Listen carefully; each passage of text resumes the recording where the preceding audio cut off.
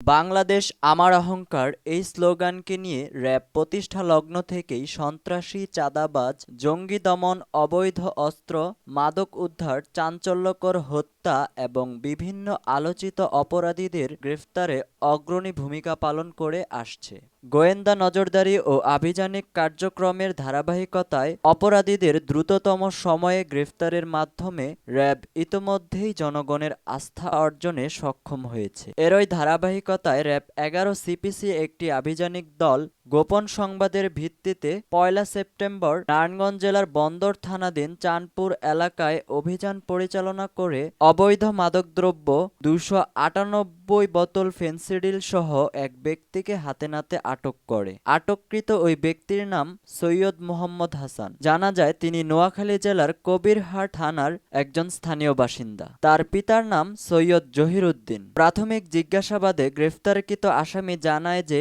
সে একজন পেশাদার মাদক ব্যবসায়ী। গ্রেফতারকৃত আসামি দীর্ঘদিন যাবৎ অবৈধ মাদকদ্রব্য ফেনসিডিল বাংলাদেশের সীমান্তবর্তী এলাকা হতে কম মূল্যে ক্রয় করে ঢাকা ও নারায়ণগঞ্জ সহ দেশের বিভিন্ন এলাকায় বিক্রি ও সরবরাহ করে আসছে। মাদকের মতো সামাজিক ব্যাধির বিরুদ্ধে র‍্যাব-১১’র অভিযান অব্যাহত থাকবে, এমনটিই জানিয়েছেন আলোর ধারাকে জানিয়েছেন র‍্যাব-১১’র মিডিয়া অফিসার।